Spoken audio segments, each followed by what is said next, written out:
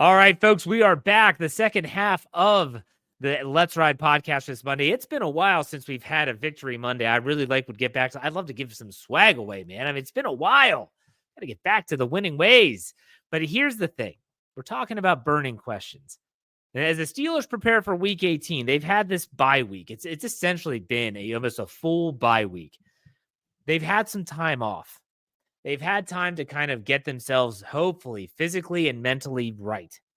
And there's several questions that exist surrounding this team, and some might call those burning questions.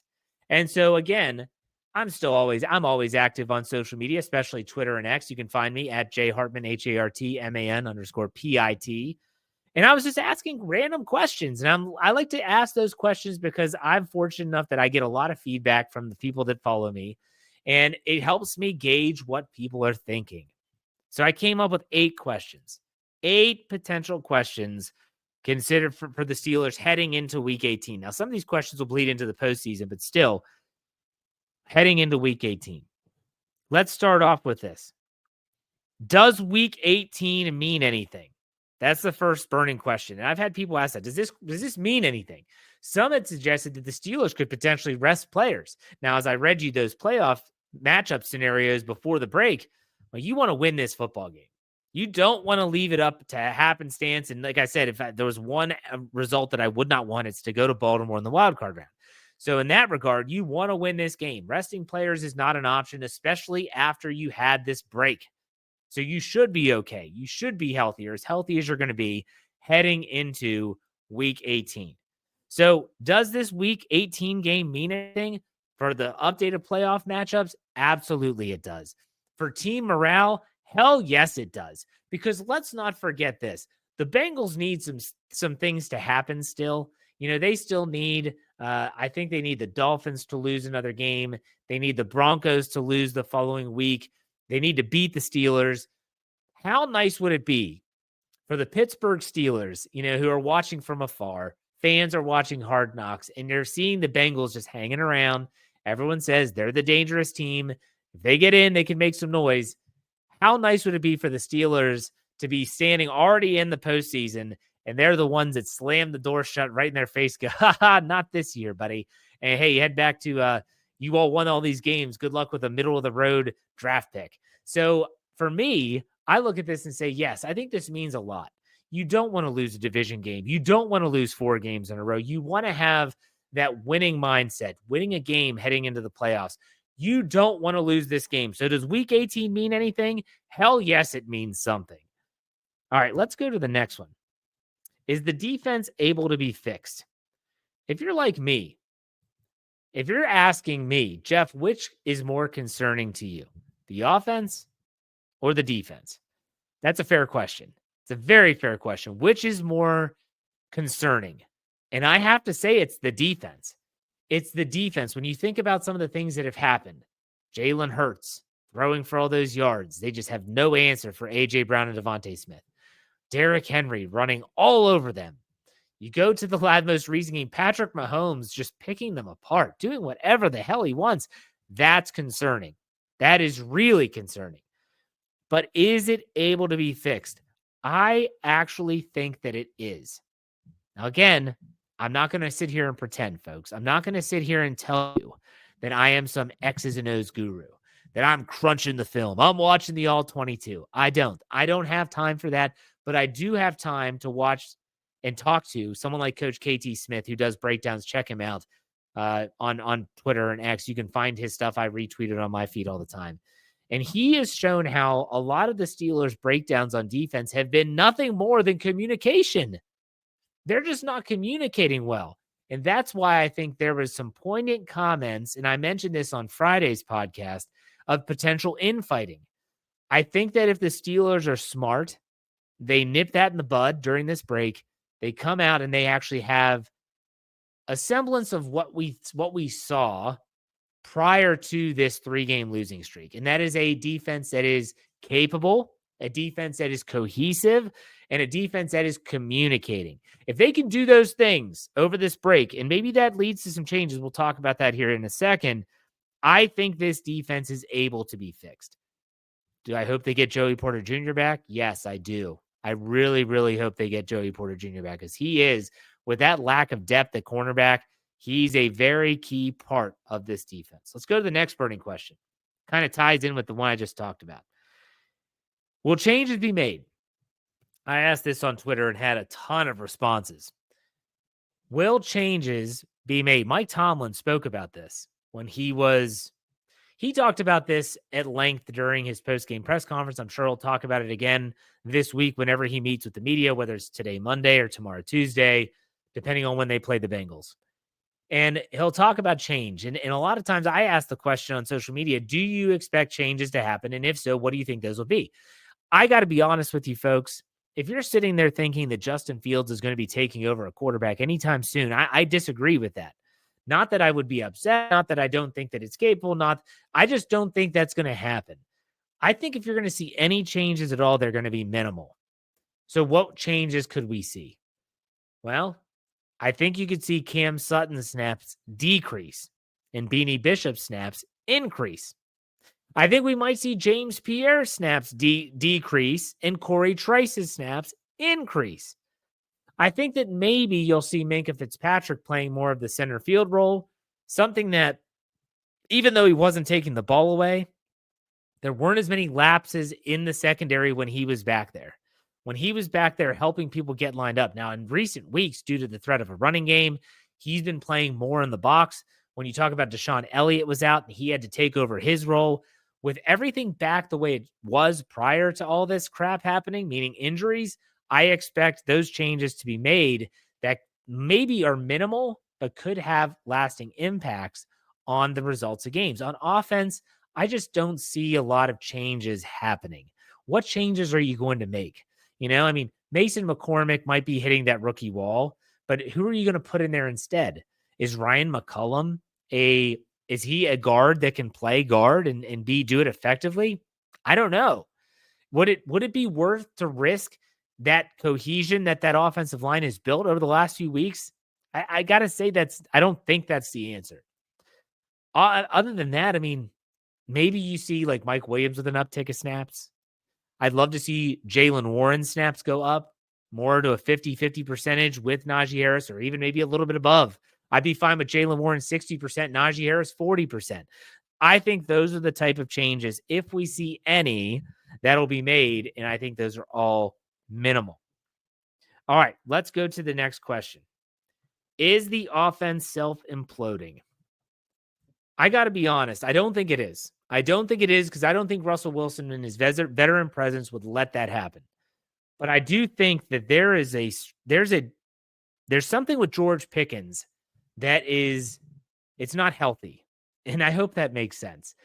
George Pickens is a guy, and he's typical wide receiver, that when things are going his way and he's making plays and the team is winning and they're successful and they're scoring points, he's happy. But then there's all those times that's not happening. And if it's not happening, what exactly is going on? Well, he's getting visibly frustrated and he's throwing his helmet and he's pouting at times. Those can be counterintuitive, and those can also bleed into other areas. It can bleed into finger pointing, and it's your fault. And why aren't you doing this? And you guys stink. And there was that really weird, I want to bring this up. There was that really weird interaction. If you were watching the game on Christmas Day and you stayed to watch after the game had ended, I was sitting there. I'm just going to watch. I'm doing work anyways. And they bring out these stupid red coats for Travis Kelce and Patrick Mahomes. And they have a football that turns into a red velvet cake. And they're getting ready to give these guys this stuff. And all of a sudden, George Pickens, in the middle of the broadcast, walks over and daps up Travis Kelce and Patrick Mahomes. It was maybe the strangest thing I've seen out of George Pickens yet. And we've all seen some strange stuff from George Pickens. The timing of it was just odd. If he really wanted to say good game to Travis Kelce and Patrick Mahomes, he could have waited on the side. It was not a long process. That whole interaction with the Netflix crew was maybe 3 to 5 minutes. He could have waited. Instead, I think it just felt intentional. I don't know what the intent was behind it. If you saw it, you probably felt what I felt. It was odd. I got to be honest, and maybe I'll bring up some of this George Pickens stuff in a little bit, but I just think that it's not self-imploding, but if there's one person that's going to push that button, it would be George Pickens just by his overall nature. All right, let's go to the next one. Contenders or pretenders heading into week 18? I have to be honest. I gotta say that they're not contenders the way they've played the last 3 weeks. Could that change if they go out against the Cincinnati Bengals at home at Acrisure Stadium and they play solid football and the defense is they're moving around faster. They're not playing 3 games in 11 days. They're flowing to the football. They're making plays. They're taking it away. They're getting pressure on Joe Burrow. The offense is scoring points, and this looks like a dominant victory. That would change. But right now, it's hard for me to say that after the last 3 weeks, when they lose and they fall flat on their face in the waning moments of the game when it matters most, when you talk about at Philadelphia, at Baltimore, and at home versus Kansas City, those 3 teams are considered to be the cream of the crop in their respective conferences, and the Steelers fall flat. How am I supposed to say they're contenders? You just can't. You can't. Right now, they're pretenders. Could it change? It could. Can they handle that? They can. I still think this team can beat anyone, but you can't have these mental lapses when the game is going on and expect to beat the best of the best. Yeah, you might be able to get away with having mental lapses against the Las Vegas Raiders. That's the Raiders. They're one of the worst teams in the league. But against the Chiefs, you better be on your details. And they were not on their details, and they haven't been on their details. And that's why I got to say, contender or pretender, as we sit here right now on Monday, getting ready for week 18, sad to say they're pretenders. All right, next question is, can Mike Tomlin right the ship? Can Mike Tomlin right the ship? It's a great question. It's a burning question. A lot of people are doubting Mike Tomlin and his ability. My answer is simple. Mike Tomlin is a master motivator. Always has been, always will be. But for me, I look at this and I say that Mike Tomlin, he is the captain of the ship. But just like in any organization, you have a captain of the ship, and then you have all these people underneath you that have to control their people to help the ship get from point A to point B. And so when you think about whether it's a military outfit, whether you think about it as a Fortune 500 company with the CEO and the CFO and all these other all these figureheads within the organization, everyone has to do their job. So it starts with the coaching staff and it bleeds all the way down to the players. And so the question is, can Mike Tomlin right the ship? And the answer is that by himself is no. Mike Tomlin by himself cannot right the ship. Mike Tomlin, if he's going to motivate anyone, he has to motivate his players, but also motivate his coaches to go out there and get the job done. So it's Grady Smith in the secondary. It's Tom Arth, who's the quarterback's coach. It is all these different coaches. When we know the position coach, you know the coordinators, Arthur Smith, Terrell Austin. You have to get your people to get those players in positions to succeed. Mike Tomlin, if he is a type of coach that has his fingers and hands in everything, that's not the sign of a good leader. The sign of a good leader is that you know how to delegate, you let those people do the job, and you only step in to do checks and balances or if something is going wrong. Now, if he has his hands in everything because everything's going wrong, well, that tells you everything you need to know. But in my opinion, Mike Tomlin, can he right the ship by himself? No. Can his coaching staff? Yes. And he is a part of that coaching staff. Will they get it done? Well, that's the next question. Because really, what does it come down to? It comes down to, can they win a playoff game?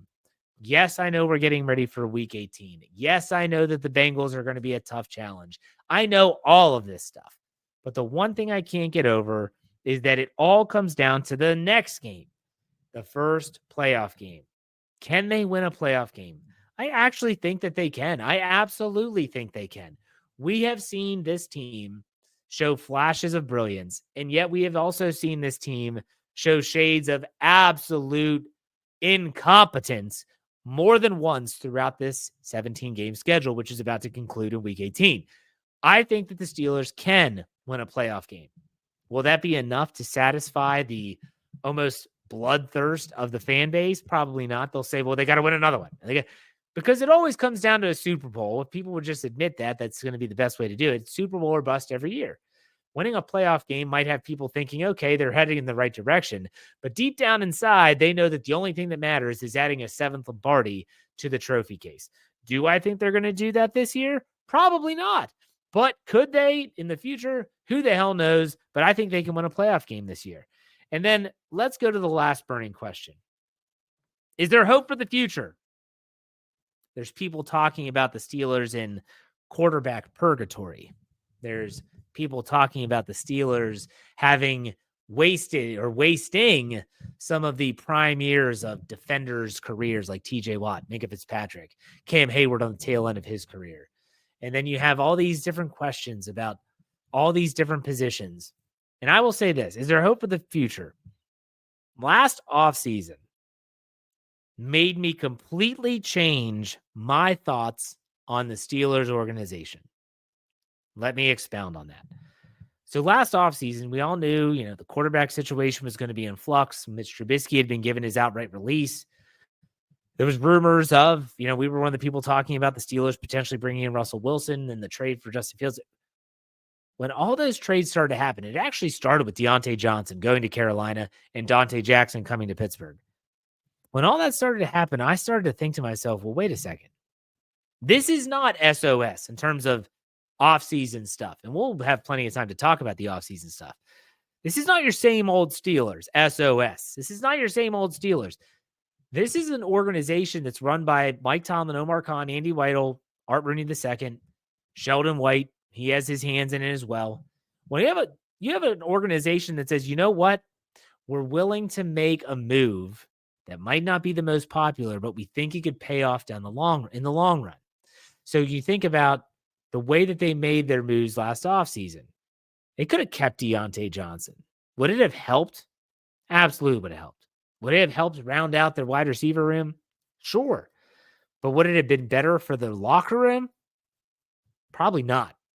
Probably not, especially with Justin Fields at the helm, who, he's not the quarterback that Russell Wilson is in terms of accuracy and throwing the football. Could they have just kept Kenny Pickett? They could have. I mean, Kenny Pickett wanted out, but they don't have to appease the player. Instead, they said, okay, you want out? Good. You can go. We'll trade for Justin Fields. You can start somewhere else. You say what you want about Kevin Colbert's selection of Kenny Pickett and all that stuff, and that's neither here nor there. But what this tells me is that I have hope that this team is willing to make the tough decision if it means that it's going to help them in the future. I'll give you an example. This is not sourced information, folks, all right? This is just me thinking out loud. Let's say a team calls up Pittsburgh and says, what would you want for George Pickens? He's going into his final year rookie contract. Steelers might say, yeah, we like him, but I'm not sure if we're in love with him. We like dating the guy, but I don't know, if you're thinking about it like a guy and a girl, well, I like her a lot, but I don't know if I want to marry her. Is that the way the Steelers view George Pickens right now? And if a team says, hey, we'll trade you a player and a decent draft pick or picks, maybe it's, a couple middle round picks or something they could package together. I think the Steelers would be foolish not to at least hear the offer.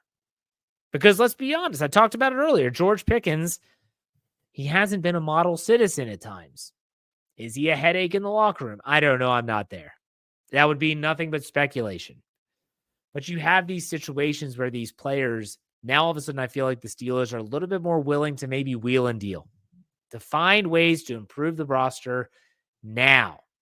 So people will say, well, that's a 10-win team, maybe an 11-win team if they win on Sunday or Saturday, whenever they play. And they're just going to be in the middle of the road towards the back end of the first round of the draft, and they're not going to be able to get players that are impactful. And the offensive line's going to stink because Broderick Jones and this and that and the other, and they're always going to have all these excuses. But I think when you look at the grand scope of things, this team might be more willing to make the moves necessary that they haven't been in the past. And for that, I do have hope in the future. I'm going to reserve full judgment until I see some of the moves they make this offseason or before the league year starts, i.e. the quarterback situation. I'm really anxious to see what they do there, but still, I think there's always hope for the future. There's always hope for the future. Even though you might not think it now, there's always hope for the future. All right, that does it for me. I hope y'all enjoyed this podcast. I know I did. Be on the lookout. Tuesday morning, I'm going to put out the tweet, as always, for the mailbag segment. You find the tweet on social media. You don't have to follow me, but find me at jhartman, HARTMAN_PIT. I asked the question. You asked the question. I'm sorry. I answered the question on the mailbag segment, which happens every single Wednesday in the second half. But that does it for me. Be on the lookout for all of our podcasts today at 11 o'clock. We have the Here We Go Steelers show with Brian Davis and Coach KT Smith, so check that out. In the meantime, also, SteelCurtainNetwork.com. Make sure you give that a shot. And last but not least, we finish these out. Be safe, be kind, and God bless. Have a great start to your week. We'll see you on Wednesday. Go Steelers.